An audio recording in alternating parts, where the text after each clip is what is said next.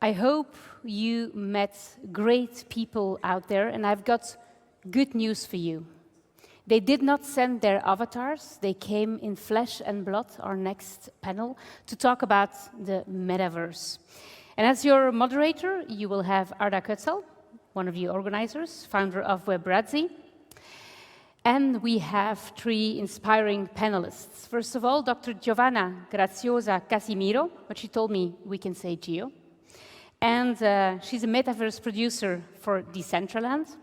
We have Simon Foucher, the CEO of Metav.rs, and Rahim Attaba, the VP Marketing at Sandbox. I don't know if we have gamers amongst you. Don't know whether those people are real gamers. I don't know if the metaverse is just a hype or if we should look beyond the hype, but we will find out very soon. Please welcome our panel and moderator.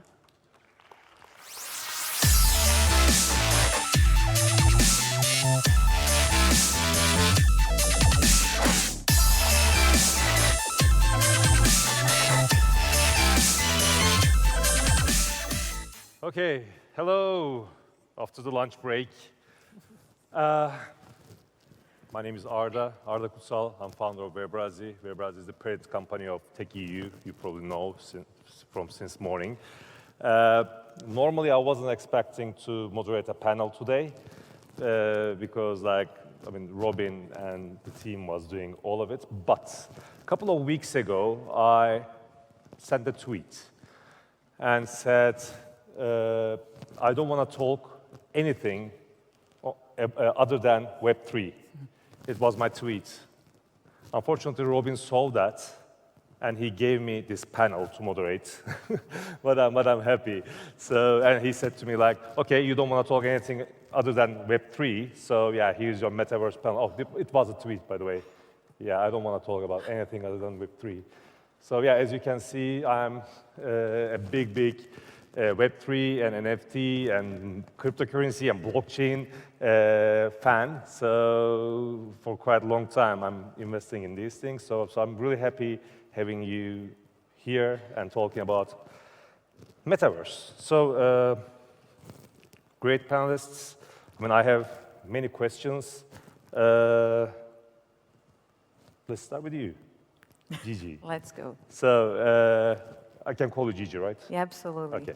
So, anyone can call me Gigi. there are so many things I want to talk about. NFTs, metaverse, DAO. So, but let's start with NFTs. After everyone saw my Bored Ape Yacht Club on my profile, we can start with NFTs. So in your perspective, what is the value of NFTs, for example? Well, I think that more you are in the Web3, you realize that NFTs, they go beyond the collectible. First of all, I think they have a lot to do with people's identity and how they express themselves, which communities they are part of, right? Mm-hmm. But I see that functionality associated with NFTs is something that will change a lot. For example, you see some projects that allow NFTs to be a trigger for experiences, to be some sort of VIP pass for experiences. Or, for example, in the Decentraland, we have wearables, they are functional. So they are portable experiences that allow, I don't know, if you have a virtual t-shirt, you can see a layer of reality within that world that you would not see without that NFT. Yeah. So I think that we still have to unfold the meaning of NFTs. But I believe that as they become more functional, they will show to us a bridge between physical and digital. And that's what I work for. That's what I believe. It was good. It was good. Thank you. So, Rahim, a similar question, but I'm going to start with this. Sandbox has a partnership with Ubisoft, I think. Yep. And NFT gaming is the rising star. So what is your expectation from game-based NFTs? So I come from a background, so I spent the last 20 years on online communities, MMOs, free-to-plays. I got lucky to be on some of the biggest franchises in the world, so I'm very blessed for that. And it is very different. So I joined the Web3 like 2 or 3 months ago with the Sandbox. And for me, anything that is going to provide true ownership to our users and gamers is very important. I don't think that the players today realize that when they play on some of the biggest games today, they don't own the assets. They don't own the virtual items.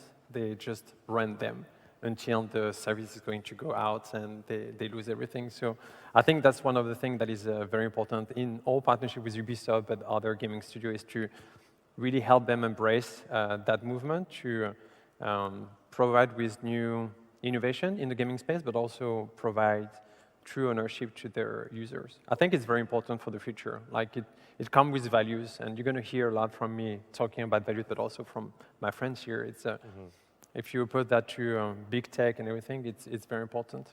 Yeah, it's good to hear that. I'm so happy when I hear positive feedbacks about this. So, Simon, so you have a company named Metaverse, okay? Yeah, Metav.rs. Yeah, so maybe we can start by learning more about your company because the name actually tells a lot, but you are offering actually something else.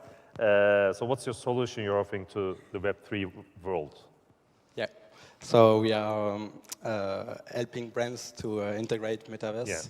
So Metav.rs is an end-to-end white label solutions for brands to create NFTs, sell NFTs, and create experiences with these NFTs. Mm-hmm. So basically, brands can have their own 3D world where they can sell their official NFTs. And then we are starting to create links, bridge to other metaverses like the Sandbox or Decentraland. Mm-hmm. And that's what we do. Yeah, good. Thank you. I'm gonna ask you a couple of more questions around the brands as well. But first of all, let's go to other topics. Then I'm gonna get back there. So, I mean, there's a big competition coming up, I guess, in metaverses. So you mean like cooperation? Cooperation. Cooperation, yeah. So let's ask you, what is your expectation from this? If the big four, like Google, Apple, Microsoft, Meta, offer great experience to your customers, what will we see, and like how will the competition landscape be like? So it may be naive to say that, but I see Decentraland like as a partner, where you can talk about like competition with the big tech, and it goes down to values. In my opinion, I don't think like to name Meta, they don't have the same foundations, the same values. So that's why when we look at, I don't know, rev share for the content creators, mm-hmm. It's very different when you look at Meta and us and Decentraland as well.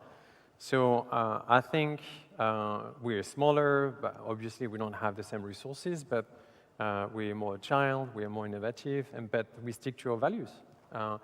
What is actually important with blockchain and then Web3 and then play to earn is we want to make sure we put the customer at the heart of our innovation, and we want to make sure that we create value for the communities, mm-hmm. And not take value out of the communities. So I'll give you an example. With the Sandbox in season 2, we gave away redistributed like 10 million sand, which is back in the days, a month or 2 months ago, was something like $30 million. So we were giving back to the community $30 million, either through content creation, but also play to earn and everything. So competition, yes, but we really, working for an open metaverse, like trying to get our partner like Decentraland and others to build something more just like one metaverse, but trying to connect them together, and why not having maybe item from Decentraland to be available in the Sandbox and reverse sign and the other thing. That's really the principle that we have. I don't think you have that kind of principle with the big tech today. Mm-hmm. And again, it does go into the values. I don't know if you agree. Totally agree. Actually, I can ask the same question to you as well, if you want to answer. Like, what do you think about the big tech? And like, by the way, I agree most of the things you said. Not everything? Everything, let's say. Oh, actually, I forgot to mention one more company. Yuga Labs is also building its own metaverse now. Like, other side was interesting. So maybe we can talk about it later on. Oh, we have interoperability with them. Sorry? It's a very difficult word for French people. Yeah. Interoperabilité. So be able to, you have your Bored Ape, and then you're going to have your avatar in-game in the Sandbox. So that's one of the ways for us to connect different metaverse together. Yep. But I'm thinking. And I think this is something we have to see in the future. Oh yeah. Yes, yeah. Sorry. No, I think that the major companies that existed in the Web 2 or in the last 2 decades, of course, they are big players in any new tech that comes up. But I believe that companies and communities like Sandbox and Decentraland and all the other open metaverses, they stand for people making the internet for people. And I believe that's why it's all collaborative. And I think we have space for everyone. I always say that interoperability is a technical term, but it starts here. And I really want to pursue Sandbox and Decentraland doing things together. I have been saying that in many events, so yeah. Great. By the way, I'm not sure if you can do this, but can you share some numbers? Is it possible? Like how many people are using Decentraland and Sandbox, and like some numbers which you can share with us? Season 2, we got 350,000 unique players. 350,000. I tell you, coming from 20 years, launching some of the biggest game, 350,000 in the alpha, it's a big number. Yeah, our numbers are not that far. We have a fluctuation that goes from 300,000 to 500,000, depending on the months. But we do have the number growing, and we have a big reach also with our newsletter and the overall community participation. Yeah, about 1 million subscribed in our newsletter. I mean, at some point we will definitely have, because currently the Web economy will be around the users probably, but like there will always be brands around us to invest in the metaverses, or I don't know, doing some different marketing moves and stuff. So I'm just gonna ask you, Simon, like for the brands, let's talk. How metaverse will change their I don't know, marketing work, or I don't know, e-commerce or whatever. Like, just if you can explain us what is there for the brands. Yeah, just first of all, I think the landscape changed a lot in the last 2 years. During and after the pandemic, we saw brands looking for more and more immersive solutions. So 3D and augmented reality and virtual realities and virtual showrooms start to be everywhere. And then last year, what happened with the boom of NFTs in Q3 and the announcement of Mark Zuckerberg of Meta changed a lot the landscape. So all brands now want to be in the metaverse. And it's their goal, but it's just the beginning. We compare this to social networks maybe 15 years ago. So they need to enter the metaverse, they need to try it, they need to get some experiences in the metaverse. And that's in testing that they will learn. So they all have to go there, but they have to think Web3 and creating experiences, because last year we saw a lot of brands wanted to create NFTs without any goals. Now in 2022, brands are more like looking for NFTs as a tool, so it changed the way they work. And basically it's also changed how brands are doing e-commerce, because they were traditionally selling physical goods, and now they will integrate more and more dematerialized goods on their websites. So that's a good time. Good. So, Rahim, so what is, I want to talk a little bit more about the future, and there's actually a couple of more topics I want to, I'm checking the timer because of that. I'm going to ask you first, Rahim. So what is your agenda for the Sandbox, and can you tell a little bit about your future plans? What should we expect from Sandbox? I know you cannot really share confidential new announcements, but if you do, I'll appreciate. But if not, at least some tips.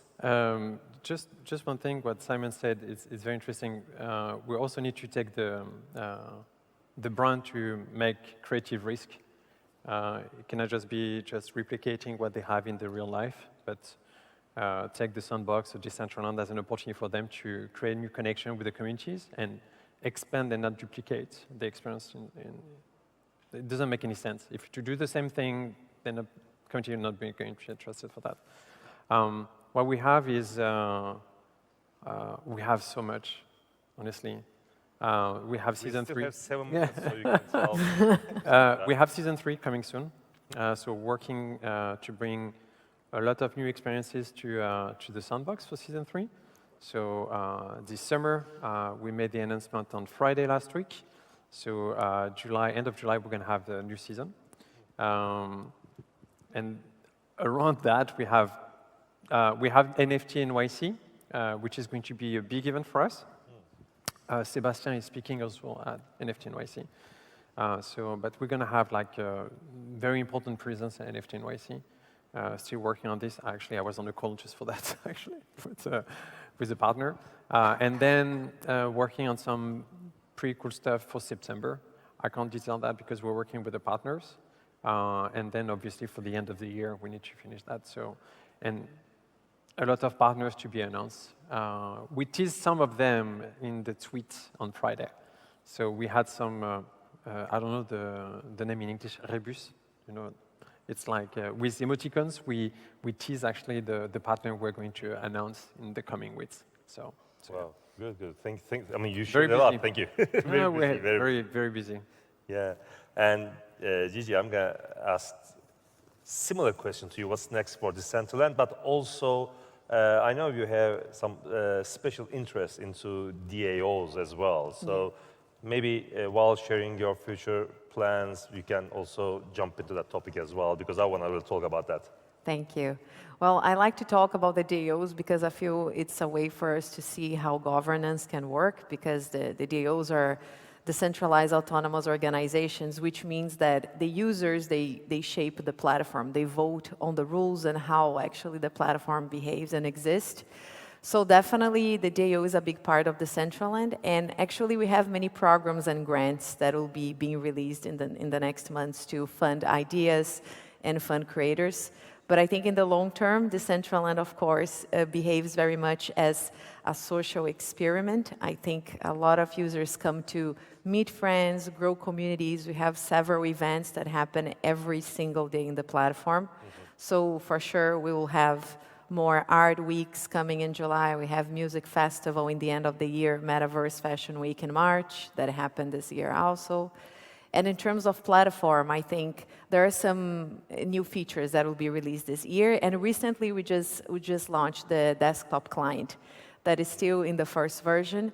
But we're working more and more to try to empower the communities, the creators, create ways for them to participate and facilitate overall creation, right? Because we know there's still lots of boundaries, hardware-wise, land-wise, because you need to have some sort of land to create experiences. So we're working to improve and make it accessible to all. Is this a good time? Is this a good time to buy some sand or land? What do you think? I'm not allowed to talk Let's about it. Let's do some alpha here. No, we don't do financial advisors. Do your It's own always a research. good time to come to the Metaverse, to buy today. land, I don't know. Do your own research, but I couldn't get an alpha. I tried my best. Sorry for that. So yeah, I mean, thank you, by the way. My pleasure. It's going to be really interesting couple of months for the metaverse industry, I guess, because like Decentraland has a lot of announcements and Sandbox has a lot of announcements. So it's going to be interesting times. So Simon, I want to ask you your future plans as well, and also going back to the previous subject and the brands and industries. So while telling us about your future plans, can you also give us some information about which industries are your main focus and how they'll evolve with the growth of metaverses? So which industries are your main focus, and also the future plans for the metaverse, your company? Yeah. So for us, the big plans are to hire a lot of talents. So it's one of our main challenges at the moment. So if you are looking for new opportunities, I think all three companies are looking for new talents. Basically, we are looking to be more and more agnostic. So we don't want to be a metaverse. We want to be the link between the different virtual worlds. So we are looking to create new partnerships with big virtual worlds or metaverse like the Sandbox and Decentraland, but also create partnerships with new emerging metaverses. And we are also blockchain agnostic. So basically, we need to integrate more and more blockchain in our solution. So brands will be able to choose all kind of blockchains to work with. Well. Last 1 minute we have. So did I miss something? Do you want to talk something else? Do you want to add something else to our conversation? I guess you have. So do you want to start, Gigi? I can start. Yeah. Well, first of all, I think that Web3 is a big opportunity for us to take ownership over the internet, what we want for the future. And I think giving back people's accountability for what we create. So that's why it's important everybody here try out the Web3 and join us in this future adventure and present adventure. Agreed. Rahim? So Web3 is here to stay, and then with all the values and then the actors. So especially in the time where we're living now, we need to work all together to deliver the best of the principles and then and educate. I think there is a mainstream attention regarding cryptos and blockchain and everything, but there is no mainstream adoption yet. So that's why we need to all work together to get mainstream people to understand how it works. Yeah, just try it. Download a wallet. Go to Decentraland, to the Sandbox. Do your own stuff. Try it, but when you start to use Web3, you can't go back to Web2. It's very easy to use a wallet, and we wish wallets were connected everywhere. So yeah, that's it. I mean, you said something really nice, like Web3 is here to stay. So, and there is still no mainstream adoption, and we are the early adopters now. So, yeah, try it if you never tried, and also you are in the right place at the right time now. So enjoy and discover Web3. Thanks for listening to us. Thanks for being Thank you here.